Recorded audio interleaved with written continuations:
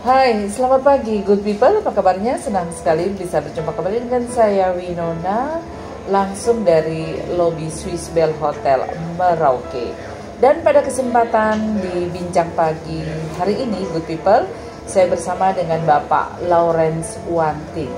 Beliau adalah Kepala Bidang Pendidikan Khusus dan Layanan Khusus Dinas Pendidikan Provinsi Papua. Apa kabar Pak Lawrence? Halo, sehat selalu, puji Tuhan. Iya. Mbak Winona, ya. Jadi selama ini kita berteman di media sosial, dan baru sekarang kita bisa berjumpa. Secara fisik, ya. Oke, senang sekali nih Pak Lawrence ya. Senang juga bertemu. Iya, ya. ini kalau boleh kita tahu nih kedatangan Pak Lawrence ke Merauke, ada kegiatan dengan KPG Merauke ya. Iya. Mungkin bisa diceritakan sedikit untuk good people. Baik, ya. Terima kasih Mbak Winona. Ya, saya di sini yang kesekian kali ke Merauke karena di Merauke ini ada beberapa sekolah binaan langsung dari bidang saya. Bidangnya Bapak ya. Okay. Jadi kalau saya pendidikan guru, maaf saya ulang, SMA KPG atau kalau saya pendidikan guru dari program khususnya KPG-nya itu ada di bidang saya. Kemudian bidang yang lain adalah sekolah luar biasa dan sejenisnya itu ada di bawah saya, sehingga saya sering sekali ke Merauke. Kali ini kami datang dengan rombongan dari Papua Barat. Jadi teman-teman Papua Barat juga punya KPG di Kabupaten Sorong. Berarti SMA KPG. Ada yang menarik nih. Iya. Apakah SMA KPG yang ada di Kabupaten Merauke ini bisa menjadi barometer atau acuan bagi KPG di wilayah lain? Ya, sepertinya seperti itu karena ya kita lihat KPG Merauke cukup eksis, cukup baik perkembangannya, sehingga pada tahun 1992 itu memang dibangun KPG 4 karena kekurangan guru, untuk menjawab kekurangan guru di sekolah-sekolah kelas kecil. Itu. Nah, pas pembagian wilayah administrasi pemerintahan, akhirnya yang di Sorong ya otomatis masuk Papua Barat, yang di sini jadinya 3 KPG. Jadi Merauke, Timika, dan Nabire. Memang awalnya untuk Merauke dikelola oleh YPPK waktu itu. Berarti sekarang sudah sekarang karena waktu itu hanya gara-gara mungkin pengelolaan perhatiannya agak berkurang, sehingga langsung pemerintah bilang sudahlah kalau itu kami kelola. Jadi pemerintah beralih untuk kelola. Memang untuk wilayah Papua Barat ini kebutuhan akan tenaga guru ini sangat krusial sekali ya Pak Lawrence ya.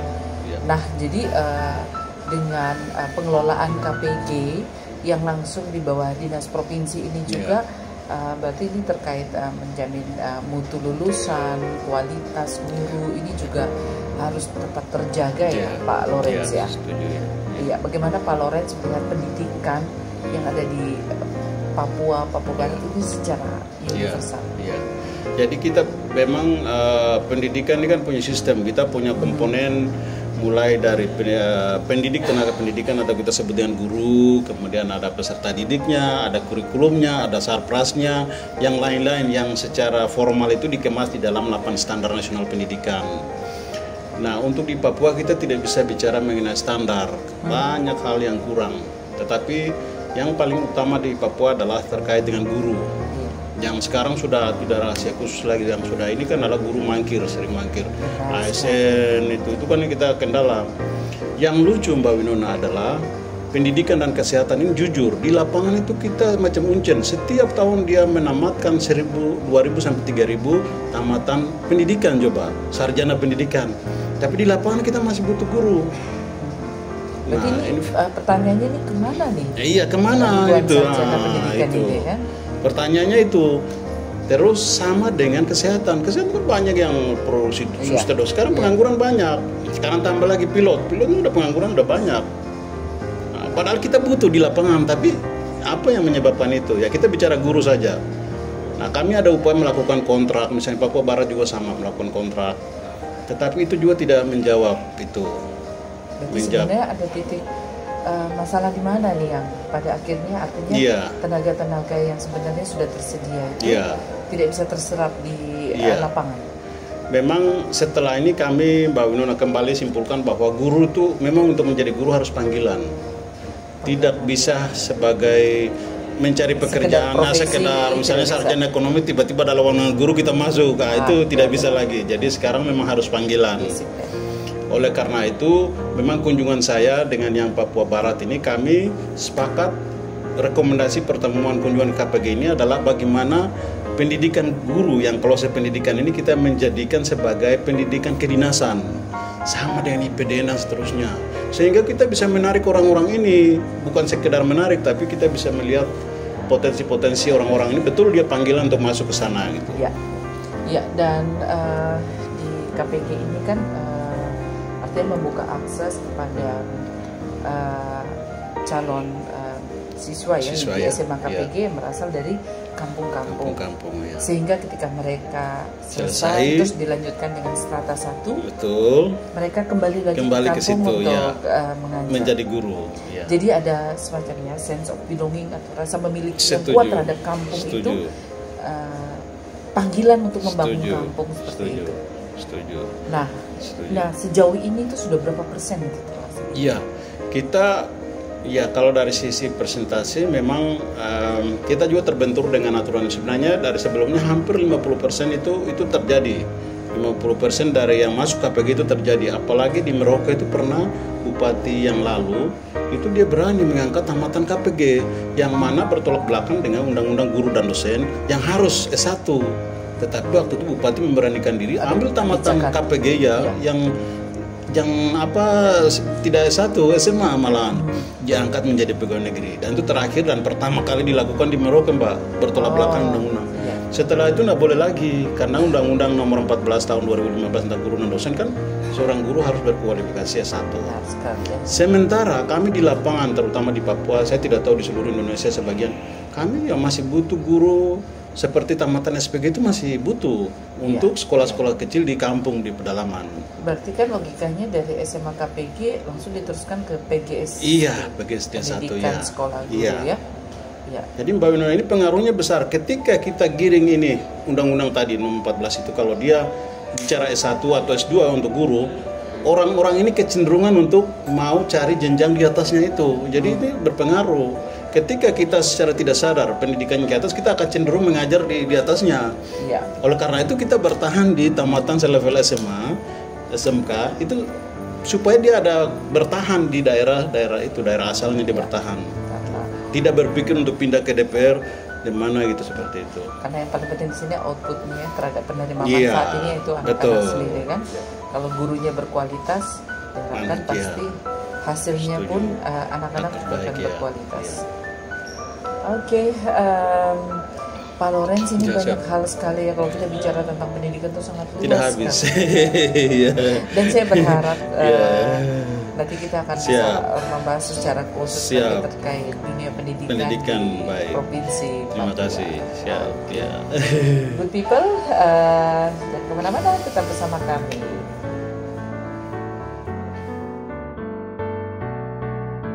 Nah, Pak Lorenz, mungkin ada pesan atau hal-hal penting yang ingin disampaikan kepada good people, terutama di Kabupaten Merauke ini, terkait dengan keberadaan dari SMA KPG. Baik.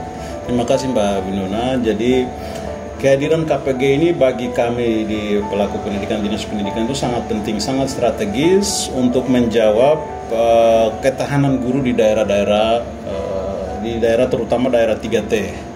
Jadi puji Tuhan ini informasi terakhir Mbak Winona, ada payung hukum yang mereka baru terbitkan, yaitu peraturan pemerintah nomor 106, itu berpayung pada Undang-Undang Otsus nomor 2 tahun 2021. Jadi yang pertama kan 21 nomor 2001. Nah, sekarang nomor 2 2021. Di situ turunannya ada peraturan pemerintah menyatakan bahwa guru-guru di daerah boleh diajarkan oleh guru yang dari diploma 2 atau dari selevel SMA. Artinya KPG ini sudah diberi ruang, tamatan KPG diberi ruang untuk mengajar di daerah-daerah khusus, dan ada kemungkinan juga diangkat untuk pegawai negeri atau semacamnya, karena di peraturan pemerintah tahun ini sudah ada di situ. Jadi bagi yang memang mau mengabdi daerah pedalaman, silakan kuliah di KPG atau unit pelaksanaan program S1 PGS di KPG. Tapi kalau mau bertugas di kota jangan masuk ke sana, karena itu khusus untuk daerah terpencil.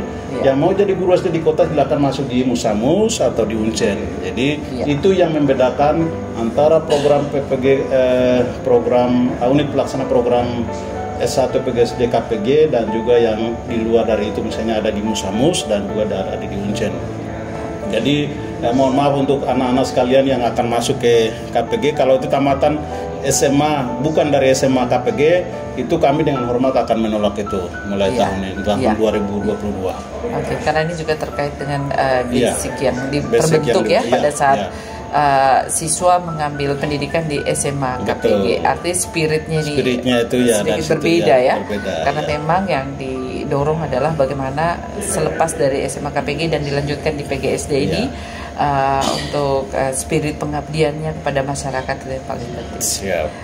Oke, Pak Lawrence Wantik, terima kasih nih bincang-bincang singkat kita, karena saya harus bertemu juga dengan teman-teman dari Papua Barat. Oke, good people, tetap bersama program No Kensio edisi khusus hari ini.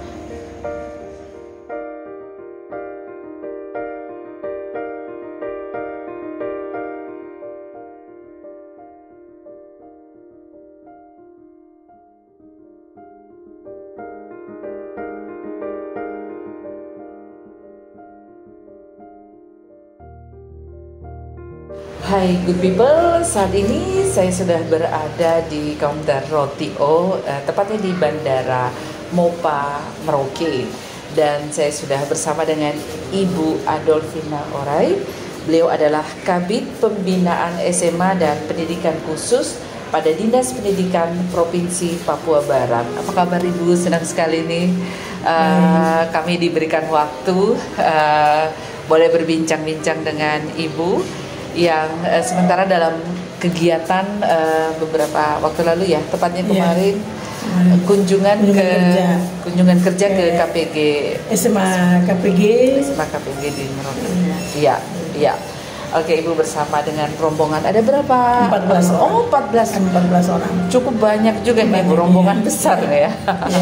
Oke, memang sengaja memprogramkan kunjungan belajar ke SMA KPG Kasproke. Memang kami merasa sangat penting untuk kami harus hadir di sini, sehingga dalam rombongan itu saya datang bersama-sama dengan Kabak dari Biro Hukum. Sebenarnya Kepala Biro Hukum mau ikut, tapi kan ada tugas lain, sehingga beliau merekomendasikan kepada Kabaknya dan juga Kepala Sekolah dan lokasi kurikulum dari, kalau kami di Provinsi Papua Barat, nomenklatur kami SMA Keguruan. SMA Keguruan, sehingga kami ingin sekali mendapat hal-hal terkait dengan SMA KPG Kas Papua. Karena rencana kami akan mengembalikan ke rohnya yang semula, seperti itu, dimana pada saat pendirian KPG Kolose ini, Kolose Pendidikan Guru, itu dikhususkan untuk guru pada pendidikan dasar guru SD di daerah terpencil, dan sejak pembagian kewenangan sesuai Undang-Undang 23 2014 itu, pada saat Dikmen ini diserahkan ke provinsi, Dikmen ada SMA, SMK dan Dikmen, kami melihat ada hal-hal yang belum tepat pada SMA Keguruan. Sehingga dari 2019 kami sudah rencanakan tuh harus ke sini, tapi karena terjadinya pandemi akhirnya tidak jadi, dan puji Tuhan di akhir tahun 2021 kami tiba di sini untuk melihat banyak hal, mendengar dan mempelajari banyak hal dari SMA KPG Kas Papua ini, untuk apa yang bisa kami bawa kembali ke Papua Barat untuk merubah, mengembalikan kepada rohnya yang semula sesuai dengan pendiriannya pada zaman Kakanwil Dikbud Provinsi Irian Jaya kala itu di tahun, kalau tidak salah 2004, seperti itu. Hal-hal apa saja yang Ibu bersama rombongan bisa pelajari dari SMA KPG Kaspuan di Merauke? Baik, yang pertama kami melihat dapodiknya.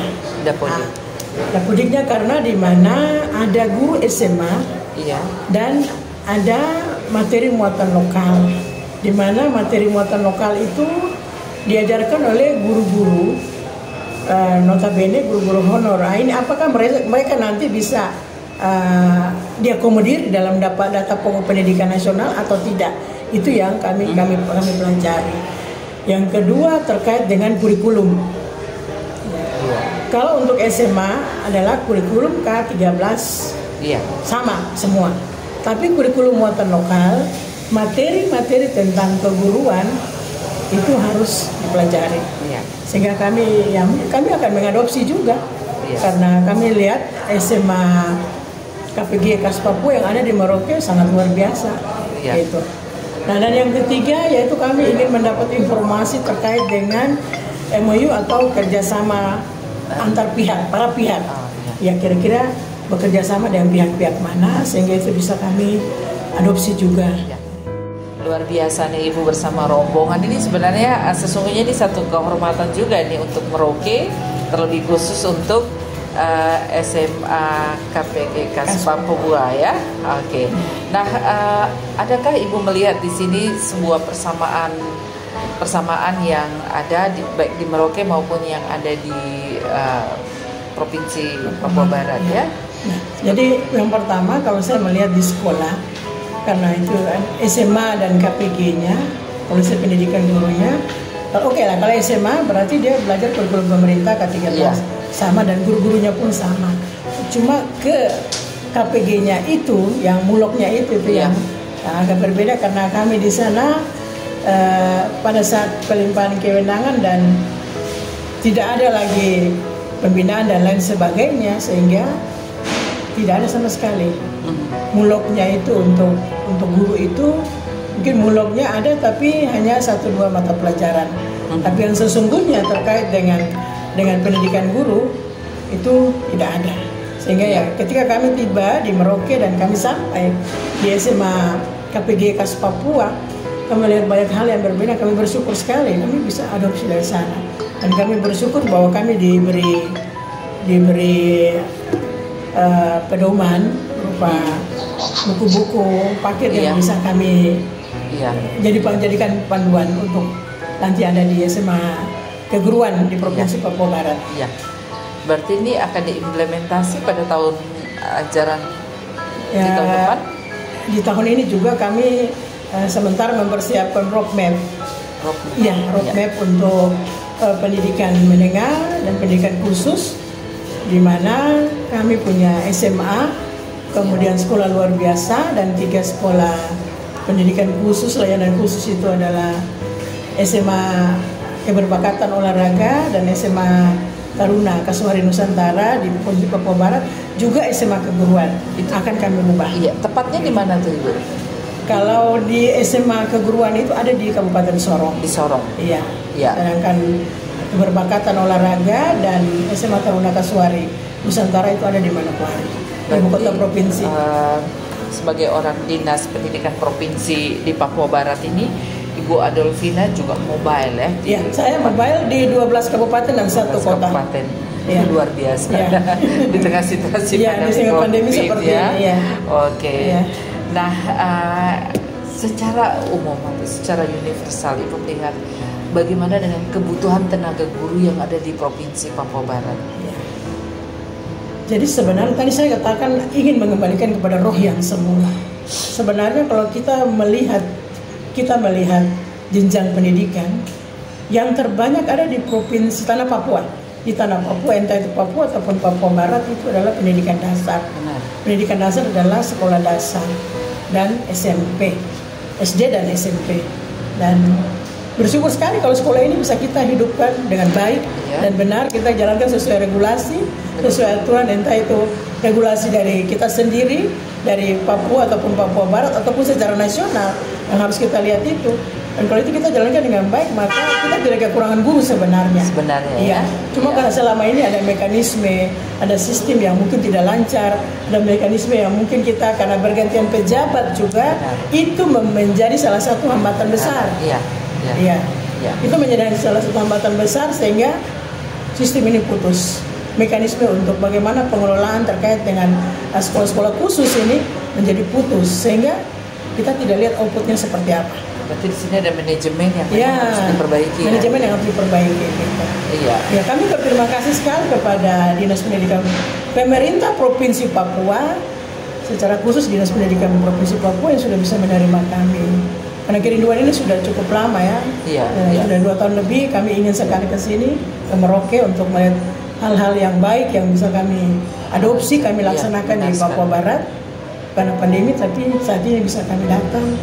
Terima kasih kepada Pak Lawrence, Bapak Kepala Dinas dan teman-teman di Provinsi Papua yang sudah bisa memfasilitasikan. Karena terkait output ini kan banyak sekali ini bicara tentang kualitas sumber daya manusia ya. Dalam hal ini adalah anak didik kita nih yang harus punya kualitas ketika ditopang oleh guru-guru yang punya kualitas. Dan namanya sejak KAS Papua, berarti ya memang guru-guru yang harus tahu benar tentang kondisi dan KAS di tanah ini. Kita tidak bisa diskriminasi, tidak. Semua orang boleh datang di tempat ini untuk bekerja, tapi ciri khasnya itu harus diketahui oleh yang bersangkutan. Artinya orang Papua sendiri, sehingga ketika dia ada di tempat itu dia mencintai, sehingga dia bekerja dengan benar untuk mendidik anak bangsa Indonesia yang ada di tanah Papua. Seperti itu. Jangan kemana-mana, tetap bersama kami.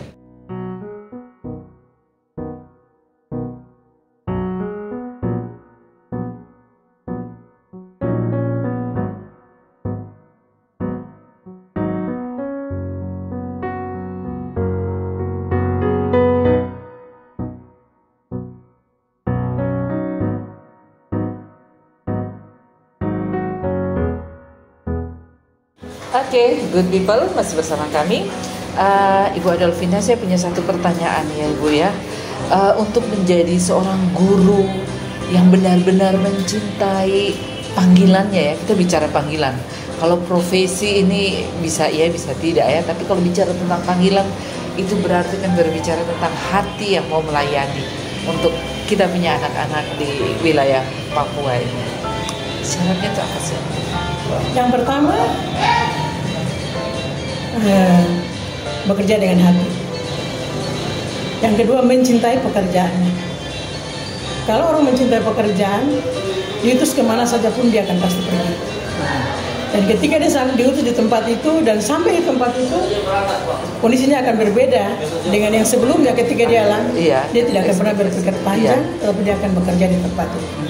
Jadi yang pertama, siap sedia dengan hati yang tulus. Yang kedua, mencintai pekerjaan itu. Ya. Saya mungkin sedikit koreksi untuk kita semua, baik dinas pendidikan maupun para guru. Pekerjaan guru itu bukan sekedar mengajar, tapi pekerjaan guru itu adalah pekerjaan mulia. Yang namanya mulia berarti ada nilai didikan di dalamnya. Kalau nilai didikan berarti ketika anak, murid atau siswa atau pelajar itu ketika dia tamat dari satu sekolah, maka pasti ada nilai yang dimiliki oleh dia dan itu akan dibawa. Itu wujud dari seorang guru yang bekerja dengan hati dan mencintai pekerjaannya. Maka outputnya siswa itu membawa nilai dan nilai itu akan dia amalkan, akan dia pegang selama hayat di kandung badan. Seperti itu. Nah, apakah spirit atau roh seperti ini Ibu melihat secara umum sudah ada? Tidak. Saya bilang 40-60%. 40% itu guru yang punya hati dan mencintai pekerjaan. Yang 60% guru yang hanya mengajar karena ingin mendapat penghasilan untuk kehidupannya dari pekerjaan itu. Yang lain tidak ada. Bagaimana caranya untuk bisa mendorong atau mengembalikan spirit itu bahwa seorang guru bekerja dengan hati? Tugas utama adalah tugas dari kita semua.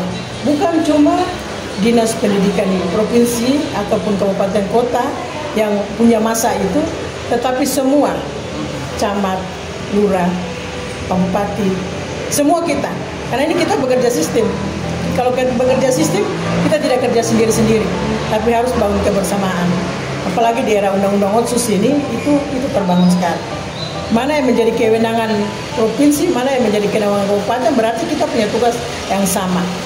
Dinas pendidikan baik provinsi maupun kabupaten kota punya tugas sebagai fasilitator, memfasilitasi sehingga kegiatan bidang pendidikan ini bisa berjalan. Nah Ibu, di akhir perbincangan kita ini yang cukup singkat ya, tapi saya percaya bisa menginspirasi kita semua. Mungkin ada pesan atau semacam closing statement untuk kita semua. Silahkan.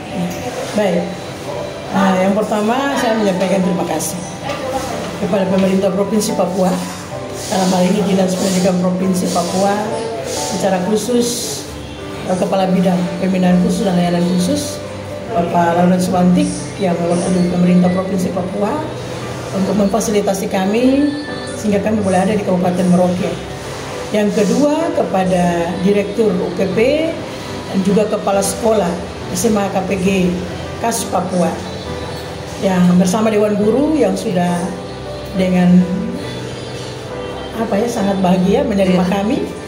Sudah banyak hal yang kami dapat dari Bapak Kepala Sekolah bersama Dewan Guru. Kami terima kasih sekali, dan yang kami sangat mengharapkan bahwa pertemuan kami bukan ini pertama dan terakhir, tapi ada hal-hal yang kami butuh, kami akan kembali ke Merauke. Ya. Dan yang terakhir, pendidikan ini milik kita semua, kita bersama, dan pendidikan ini sifatnya universal. Itu berarti pendidikan ini tanggung jawab kita semua. Bukan hanya tanggung jawab Dinas Pendidikan baik provinsi maupun kabupaten kota, tapi menjadi tanggung jawab semua kita, baik itu pihak eksekutif, legislatif, untuk mengantarkan pendidikan di tanah Papua ini, baik provinsi Papua maupun Papua Barat, untuk mendapatkan SDM yang unggul untuk tanah ini, untuk provinsi Papua Barat, provinsi Papua dan Papua Barat secara khusus, tapi juga untuk Republik Indonesia, seperti itu. Oke, luar biasa sekali Ibu Adolfina untuk statementnya, kiranya menginspirasi kita semua. Baik, good people, demikian bincang-bincang singkat kami dengan sosok Ibu Adolfina Orai, SPD MPD, Kabid Pembinaan SMA dan Pendidikan Khusus Dinas Pendidikan Provinsi Papua Barat. Terima kasih Ibu, sehat selalu dalam perjalanan, bisa tiba kembali dengan selamat. Ya. Sukses. Good people, saya Winona undur diri. Terima kasih untuk bersama kita.